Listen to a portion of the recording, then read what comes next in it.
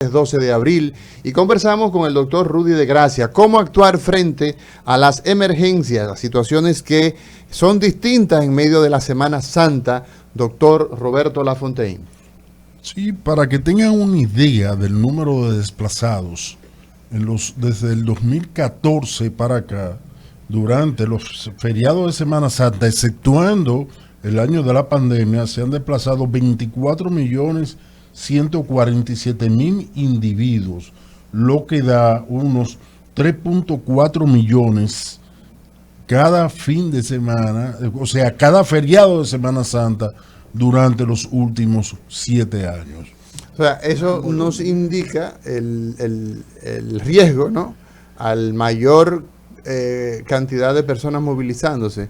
Y evidentemente hay que agregarle que la República Dominicana tiene la mala práctica de que usted va en una motocicleta, va en un vehículo de 4 ruedas o de 6 o de 8 ruedas y usted se para en cualquier lugar y le venden bebidas alcohólicas en el camino sin ningún problema, y usted va tomando alcohol y va conduciendo. Entonces todo esto, imaginamos, sin ser expertos en estos asuntos, que ese es un componente bastante importante para el tema del incremento de situaciones en el tránsito. Decíamos antes de irnos a la pausa, doctor Rudy de Gracia, que si existía alguna diferencia entre una urgencia y una emergencia, o que si es lo mismo. Hay diferencias conceptuales. El concepto emergencia, sin embargo, ha tenido cambios. El concepto tradicional plantea que una emergencia es una situación de salud que pone en riesgo inminente la vida y que requiere de una resolución en la primera hora durante el manejo. La urgencia plantea una situación de salud que usted puede tener una capacidad de respuesta hasta las próximas 12, 24 horas. Okay, o sea, en términos de la resolución requerida, hay una diferencia. Por ejemplo, un disparo en el pecho, un disparo en el abdomen, en el tronco, es una situación de emergencia. O sea, si usted no detiene la hemorragia que se ha producido, por ejemplo, esa persona pues va a fallecer. Claro, el concepto de emergencia en su evolución pasó de esa definición que vimos hace un momento a incluir que también se considera emergencia aquella lesión que, aunque no necesariamente represente una amenaza para su vida en lo inmediato, plantea amputaciones. O sea, de repente una amputación de un dedo, tú dices, mira, no va a morir en 1 hora por esto, pero se considera una emergencia. Las amputaciones. Las amputaciones. Okay. Y el concepto inicial era colocaba al médico como que en una posición de juez. Yo decido lo que es una emergencia. El concepto más actual incluye la opinión del paciente o del acompañante. Es más democrático porque dice, si para usted es una emergencia, yo podría aceptárselo como una emergencia. Es decir, para nosotros que tenemos una formación médica, quizá para mí, bueno, ok, es una situación de salud, pero como yo la puedo manejar, para mí no me genera las tensiones que le está generando al paciente o al acompañante. Entonces, ¿cómo nosotros dirimimos esa situación en la sala donde hay muchas personas? Y yo he escuchado a usted en muchas ocasiones hablar incluso de un famoso triaje. ¿Cómo nosotros los médicos entonces definimos la actuación frente a los pacientes? A propósito justamente de que hay personas que llegan en los hospitales de trauma de forma muy violenta y exigen que le atiendan a su familiar primero, porque entienden que la situación es... Entonces, ¿cómo ustedes los emergenciólogos pueden sortear eso? Hay mediante la herramienta que bien mencionas. ¿Perdón? La herramienta que mencionas, el triaje. El triaje, El triaje es un sistema de clasificación de pacientes donde luego yo hacer una evaluación rápida desde el punto de vista clínico en 1 minuto, tomando en cuenta los parámetros vitales, el nivel de conciencia y la patología que probablemente tiene el paciente, yo le doy una prioridad ¿sí? Y de acuerdo a esa prioridad tengo un tiempo para atenderlo, rojo, amarillo, naranja, verde. Hay diferentes modelos de triaje. En la República Dominicana los más usados son el triaje canadiense y el triaje de Manchester, que son los que más nosotros hemos adoptado, pero hay muchos otros modelos. Lo importante es que es un sistema, no es un concepto, no es un espacio como a veces alguien dice, mira, en el lugar de triaje, mira, ve al triaje a tal cosa. El triaje más que un lugar es un concepto, es una herramienta. Entonces, permite administrar estas situaciones de emergencia, donde uno tiene múltiples víctimas, me permite determinar a quién atiendo primero. Doctor, doctor Lafontaine, usted hablaba en su explicación dentro de esta respuesta rápida en los casos de emergencia del primer respondiente. ¿Es necesariamente esta persona alguien ligado a la salud, médico, enfermero, o puede un ciudadano común recibir algún tipo de capacitación para poder entonces dar respuesta oportuna a un caso de emergencia? Sí, cualquier ciudadano que no se dedique, que no viva de la actividad médica, puede hacerlo. De hecho, estimulamos a que se desarrolle a nivel de la población esa cultura médica que permita responder en la familia, responder en el trabajo o en la calle al momento de ser testigo presencial de un evento de esta naturaleza. ¿Y dónde puede dirigirse una persona? Puede dirigirse, por ejemplo, hay universidades en la República Dominicana que tienen programas de estos. Algunos centros de trabajo ya también han incorporado la modalidad de crear brigadas de emergencia. Ellos pueden acudir a algunas instituciones educativas. El Colegio, por ejemplo, Dominicano de Cirujanos tiene hace mucho tiempo tiene un plan de formación para el ATLS, que son cursos que tienen un nivel de preparación interesante, sobre todo ya dirigido hacia médicos, pero en el caso, por ejemplo, de los enfermeros, de todo el personal que trabaja en un centro de salud, no importa que sea médico, Estados Unidos y la Unión Europea exigen que tengan conocimiento de esto. Pero tradicionalmente aquí, Cruz Roja, Defensa Civil, ¿quiénes más? Los bomberos han hecho siempre mucho interés, han mostrado mucho interés en la formación del personal de ellos para ser ese primer respondiente, que muchas veces es el que está en la escena, ¿no? La República Dominicana ha tenido un fuerte desarrollo del voluntariado, de instituciones de servicio como estas. Y eso ha sido un espacio interesante para formar una clase social que luego a muchos nos decidimos a estudiar medicina y especializarnos en el tema, pero mucha gente que estudió otras carreras incluso se formó ahí como primer respondiente o como primer auxilista, como en un momento se le conocía. Es decir, que en la idiosincrasia del dominicano, eso ha sido parte de su interés. Rudy, aprovechando dos preguntas. Aunque en ustedes mismos yo he escuchado que cuando el primer respondiente no tiene ningún entrenamiento en nada, lo mejor que puede hacer es no hacer nada. Lo que pasa es que el concepto primer respondiente plantea que él tiene un entrenamiento. Si no tiene un entrenamiento, no lo consideramos entonces, primer respondiente. Lo que él puede hacer es, sí, pero pasó ahí. Es un primer actuante. Entonces, lo que mejor puede hacer es no hacer nada y llamar. Quizás puede garantizar la seguridad de la escena, activar el sistema, puede hacer cosas. No lo que sí, el llamado es que tenga cuidados al momento de hacer alguna intervención al paciente. Entonces, ustedes tienen un concepto de los minutos de oro.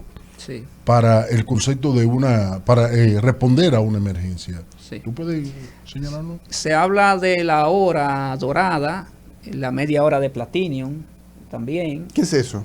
Se entiende que esto sobre todo en el paciente de trauma, fue donde primero se aplicó este concepto. Es decir, la persona se cae en una motocicleta y está entonces tirado en el pavimento. Tiene fracturas, exacto, tiene traumas diversos, está inconsciente. Exacto. Se supone... Hay un tiempo de oro. Pero para eso, desde ¿no? la escena, cuando ocurre el accidente, hasta que él está en quirófano. La idea es que él en una hora, a máximo una hora, él está en un quirófano. No ni siquiera en el hospital, en una emergencia, en el quirófano. Y entonces ese tiempo, visto luego que se ha seguido estudiando más y se ha querido optimizar más el tiempo, se habla ya de la media hora de platinio. O sea, que mientras menos tiempo él esté en quirófano, este paciente se beneficia de intervenciones heroicas, que es lo que le permitirían a él sobrevivir a esta lesión. ¿Cómo hay la posibilidad de que eso se pueda dar aquí en República Dominicana? Sí, República Dominicana cuenta con, es un país que tiene, se puede decir, buenas vías de comunicación. Y cuenta también con que su población en su mayoría tiene un medio telefónico. Hay cámaras dispersas por gran parte de la ciudad, en el interior también. La incorporación del 911. Y hay un sistema de emergencia que tiene preposicionada ambulancias en diferentes puntos estratégicos que permite llegar en menor tiempo al lugar de un accidente. Eso significa que esas ambulancias no es que salen de un edificio a atender la emergencia, sino que están colocadas en lugares estratégicos, fruto de estudios, de análisis que se hacen. Por aquí es que más problemas mapas de calor que te dicen a ti, mira, en tal sector, en tal vía, en tal esquina, es que más accidentes se generan. Exacto. Porque ahí hay una curva, porque no se ve bien, porque falta un semáforo. Por lo que sea. Por lo que sea. Entonces, cerca de esos lugares se coloca una ambulancia, una preposición, donde le permita un desplazamiento que en la mayoría de los casos no pase de los 10 minutos en arribar a la escena. En la misma línea de lo que comentaba el doctor Lafontaine, si yo no tengo esta capacitación como primer respondiente, a veces la desesperación como familiar o como amigo de una persona que se ha accidentado o que tiene una situación de emergencia, mi reacción inmediata es a moverlo, a buscar la forma de brindar una ayuda que puede que resulte lo contrario. Entonces, ¿por qué no debo yo mover a un paciente que se ha accidentado, que está en una situación de emergencia? La movilización de repente puede causar otros daños. Este tipo de pacientes requieren restricción de los movimientos, colocación de un collarín cervical, inmovilización de extremidades que están fracturadas. De repente el hueso está roto, pero una movilización incorrecta hace que una esquila, una parte filosa del hueso corte, por ejemplo, una arteria o una vena, un vaso sanguíneo. La columna vertebral, el doctor Amaury García, que es especialista en el tema de neurocirugía, sabe muy bien, nos ha enseñado, hemos podido ver con él lo que significaría una lesión, una movilización incorrecta de un paciente con una lesión a nivel de la columna y cómo eso pudiera aumentar esas lesiones por la inestabilidad misma que pueda tener esa columna. Así es. Y justamente, doctor Rudy de Gracia, hoy en Cátedra Médica, con el tema de cómo actuar frente a situaciones, las diversas situaciones que se dan de emergencia en la Semana Santa. A mí me preocupa el que la gente, pues escuchándonos, no tenga quizás un orden lógica de cuáles son las actuaciones que se deben hacer justamente en medio de una situación de emergencia. Ya usted ha dicho que lo principal en esta época son los problemas del tránsito. La gente choca, resulta con lesiones, se da un golpe en el pecho y resulta entonces que tiene dificultad para respirar. Se cae y se fractura el fémur, tiene un golpe en la cabeza y pierde la conciencia. Entonces, situaciones donde una persona puede ahogarse. ¿Qué hacer frente a un paciente ahogado? ¿Qué hacer frente a un paciente atragantado? La respuesta que debe tener el ciudadano, que debe tener esa persona con cierto nivel de entrenamiento, y nosotros justamente hoy queremos enseñarle qué es lo que se hace con una víctima desde la A, desde el principio hasta el final, de manera, digamos que sistemática. ¿Cómo lo hacemos? ¿Cómo nosotros podemos accionar estas técnicas para el beneficio de la gente? Doctor Rudy de Gracia. Desde la actuación de la población como primer respondiente, lo primero es pensar en la posibilidad de que estemos ante una entidad de estas. Por ejemplo, ante un paro cardíaco. Acaban de sacar a una persona del agua, está inconsciente, no responde, no respira, Ujú. ya hay elementos suficientes para pedir ayuda. Pedir ayuda puede ser activar el sistema de emergencia o pedir ayuda a los demás que están allí. Exacto. Porque de repente estoy solo y acabo de ver a la víctima. Yo estaba en la playa, vi ese cuerpo flotando, lo saqué, pude sacarlo. Lo sacaron. Lo sacaron. El tema es que está ahí, pedir ayuda.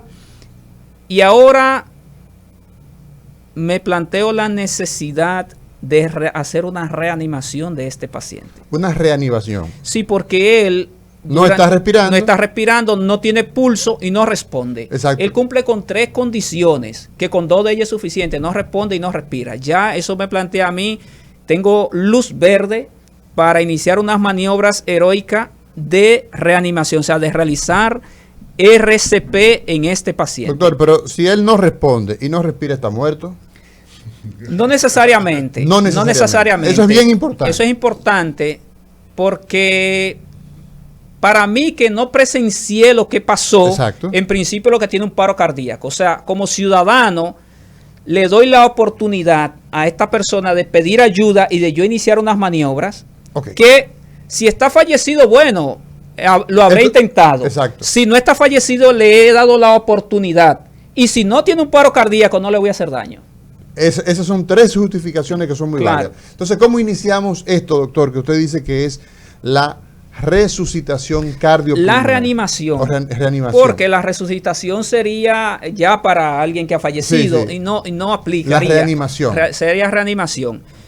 Para nosotros realizar esta maniobra, colocamos los brazos con las manos entrecruzadas en el centro del tórax del paciente. Okay. Es decir, si tiene alguna camisa la desabotonamos, exponemos el tórax, siempre cuidando de algún modo el pudor del paciente. Vaya usted diciendo ahí, mientras quizás yo voy ayudándole en lo que usted viene a hacer. Vamos a exponemos el paciente. Exponemos entonces el tórax. El tórax, ¿no? Ok, coloco las manos entrecruzadas en el centro del tórax. Vamos a ver. Permítanme. Entonces, llego a la escena, valido la seguridad, esto es importante. O sea, yo estoy entrando a una escena que debo garantizar mi propia seguridad también. Valido la seguridad, observo. Eso, por ejemplo. Me coloco junto al paciente. Esto lo puedo hacer en el suelo, en la playa, en el área de la piscina, ¿verdad? Observo visualmente que el paciente no respira. O sea, que el tórax no. Exacto, no responde y no respira. Tomo el pulso durante 5 a 10 segundos. 1, 2, 3, 4, 5, 6, 7, 8, 9, 10. Cumple con esos 3 criterios. Coloco mi mano en el centro del tórax, determinado por una línea entre el centro del tórax y una línea que intercruza las tetillas. Sí. Entonces, coloco mi otra palma de la mano, una encima de la otra, con los brazos rígidos. Fíjense que estoy como que encima del paciente. El propio peso mío es que me va a ayudar a hacer descender el tórax. Evito sentarme sobre los talones porque eso no me va a ayudar. De este modo yo puedo garantizar una compresión del tórax en el adulto hasta hacerlo descender 5 centímetros. De este modo, 1, 2, 3, 4, 5, 6, 7, 8, 9, 10, hasta 30. 5 ciclos de 30 o de 100 a 120 compresiones por minuto. Ok. ¿Y esto qué logramos, doctor, al realizar? Con esto logramos que si el corazón, su latido que está normal, parado, si su latido normal es se contrae, se relaja, se contrae, se relaja y hace un paro cardíaco, digamos que de este modo, una fibrilación, ¿verdad? Ni se está contrayendo ni se está relajando. Cuando hago esta maniobra de masaje externo, hago que el corazón entonces se contraiga. Exacto. ¿Sí? Ahora bien, ahí luego viene un elemento importante, que es una de las primeras tecnologías que se incorporó a esto, que es la desfibrilación. La desfibrilación. Hoy en Cátedra Médica tenemos al doctor Rudy de Gracia haciendo una demostración de cómo realizar la reanimación cardiopulmonar en una víctima, simulando, por ejemplo, una persona que la encontramos que estaba ahogada Lo sacaron de la piscina, lo sacaron del río, lo sacaron de la playa y entonces verificó que no responde, que no respira, tomó pulso carotidio, no lo encontró e inició la reanimación cardiopulmonar. Liz o el doctor pueden acompañarnos para dar la compresión torácica. Entonces vamos a ver. Si una persona está dando la compresión torácica y Sí. llega la ayuda con el desfibrilador, mientras él da las compresiones torácicas, ¿sí? Como le indicamos, este es el desfibrilador. Debemos ser capaces de colocar los parches sin detener la RCP. Hay dos parches, uno que va en el lado izquierdo, el lado del corazón, sin detener la RCP. El otro va debajo de la clavícula derecha. ¿Y qué es el desfibrilador, doctor? El desfibrilador es un equipo que permite realizar una descarga eléctrica controlada para sacar del paro cardíaco. Deténgase. Él manda a detener la compresión porque esos dos parches lo están analizando. No toque al paciente. Todos fuera. Hay que separarse, ¿verdad? Del paciente. ¿Y por qué? Descarga. Porque puede recibir una descarga también. Entonces, continúe con la RCP. Cuando da una descarga eléctrica, aturde el corazón.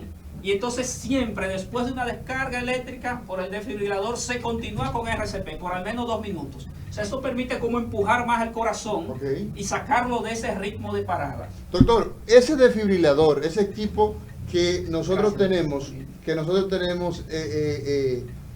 está disponible en las unidades, por ejemplo, las unidades de socorro de emergencia. Así es. ¿Sí? Así es.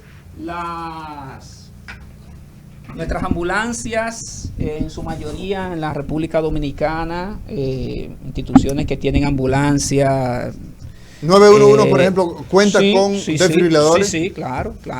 Entonces, esta maniobra que usted acaba de demostrarnos y que hoy en Cátedra Médica podemos, ustedes pueden, de manera diferida, pueden volver a ver estas explicaciones. ¿Qué logramos con esto? Activamos entonces la actividad cardíaca. El paciente que está en paro cardíaco y pulmonar con esta maniobra, ¿qué ocurre? Lo que pasa es que como este programa se llama Cátedra Médica, entonces hay que entrar en concepto, ¿no? El nombre como que nos invita a entrar mucho en el concepto. Así es.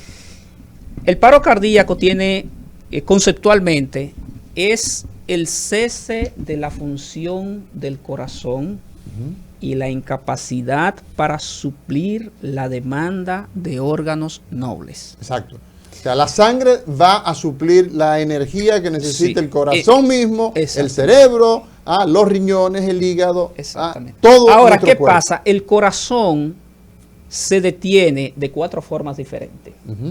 Esas formas diferentes del corazón detenerse, esa forma de presentación del paro cardíaco, son 4.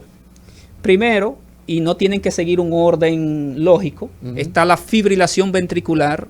¿Qué es eso, doctor? La fibrilación ventricular es como cuando el corazón convulsiona, es como si él temblara. O sea, es unos temblores que él tiene a nivel de los ventrículos, que no les permite contraerse adecuadamente. Para los fines, el corazón, doctor Lafontaine, Liz, él no está en capacidad de suplir la necesidad que tiene el organismo. Y aunque él tiene un ritmo, es torpe, no es suficiente. Otro ritmo de parada es la taquicardia ventricular sin pulso. Él va muy rápido, el ritmo, la frecuencia cardíaca normal en un adulto al menos es de 60 hasta 90 y hasta 100 latidos por minuto, pero en la taquicardia ventricular sin pulso, él va por encima de 150, 200 y más de 200, o sea, va tan rápido que no es capaz de impulsar sangre. Ni de llenarse, o sea, en la relajación, como se contrae tan rápido, él no se llena. Exacto. Y el latido, el pulso, lo genera el paso de la sangre que es impulsado por el corazón. Entonces, como él, aunque haya sangre en el organismo, si él no se llenó en la fase de relajación, él no va a inyectar nada. Exacto. Entonces, para los fines funcionales y respondiendo al concepto, el corazón no está siendo funcional. Se considera un paro cardíaco. Una segunda forma. Sí. De paro. Hay una tercera que es la asistolia, que es la que vemos en la película, la rayita en el monitor. ¡Pi! Ahí el corazón no hace nada. Ok. Totalmente detenido. ¿Y la cuarta? Y la cuarta se llama actividad eléctrica sin pulso. Él se contrae y se relaja normal, pero no hay volumen, por ejemplo. A pesar de que se contrae normalmente, él no tiene de dónde, es como una llave de agua, pero no hay agua. No es que la llave está dañada, es que no hay agua. Es que no hay agua. Entonces, esas son las El cuatro paciente maneras. que pierde sangre por una anemia importante Una hemorragia. o por una hemorragia importante, aunque el corazón se está contrayendo, no está enviando la necesidad requerida. Ahora, importante, de las cuatro, hay dos que son desfibrilables, dos llevan la descarga eléctrica, dos no la llevan. La fibrilación ventricular y la taquicardia ventricular sin pulso son paros cardíacos desfibrilables. La asistolia y la actividad eléctrica sin pulso no son desfibrilables. ¿Cómo nosotros establecemos, doctor, que un caso de parada es... Clínicamente no es posible. No es posible. Hay que Eso solamente lo vamos a saber cuando colocamos el DEA. Por lo tanto, a todo paciente en el contexto de un paro cardíaco hay que colocarle el DEA. Hay que colocar el aparatito Sí, que señor. es el desfibrilador Externo automático. externo automático. Que DEA, él ¿no? entonces evalúa. Pasa que cada paro cardíaco de esto tiene una expresión electrocardiográfica, que es lo que el DEA analiza. Exacto. Y aunque no lo vemos ahí porque no tiene una pantalla, esto es un desfibrilador de uso externo también, o sea, para usarlo fuera del hospital, para usarlo en aeropuertos, para usarlo en zonas cardioprotegidas. Es un concepto nuevo también. Y esto entonces debe estar en lugares donde hay mucho tránsito de seres humanos. Por ejemplo, Sí, los aeropuertos. los como usted aeropuertos, dice, de hecho, un aeropuerto para tener categoría 5 tiene que ser cardioprotegido, tiene que tener DEA, que Tiene es que la tener. máxima categoría que tienen nuestros aeropuertos en la región. cualquier viajero hace así, y se desmaya, se desploma, Y- y cuando nos acercamos no responde, no respira, ni tiene pulso. Entonces, ese paciente se le abre, se libera. Sin ser médico, es exacto. posible que usted le coloque ese equipo y le salve la vida al paciente. En las aeronaves cuando ocurre una situación de emergencia en un vuelo, casi siempre preguntan si hay algún médico a bordo. Ujú. Pero si no lo hay, ellos tienen este dispositivo, las aeronaves, y entonces si hay alguien con el entrenamiento, lo coloca. Además es fácil de usar. A pesar de que académicamente se habla de estas definiciones conceptuales, no obliga al usuario a que él sepa, el ciudadano que no se dedica a esto, no tiene que ceñirse a todos estos conceptos para usar este equipo. Ya hay otros que son más complejos de uso intrahospitalario, que tienen una pantalla donde podemos ver el trazado electrocardiográfico, que entonces nos permite a los médicos, a los emergenciólogos, a los cardiólogos, a los intensivistas, entonces dar un tratamiento específico de ese tipo de paro cardíaco. Es decir, el paro cardíaco tiene una secuencia de atención que va desde el ambiente extrahospitalario hasta un centro de cuarto nivel. Y va desde un paramédico o un primer respondiente hasta un gran científico. En donde ocurre el paro cardíaco, y no importa quién lo maneje, es RCP lo que lleva. Así es. Entonces nos vamos a una pausa, señor director, y regresamos. Hablamos hoy cómo actuar frente a situaciones distintas de emergencia en la Semana Santa. El doctor Rudy de Gracia con nosotros en Cátedra Médica. Cátedra Médica, porque la salud merece respeto.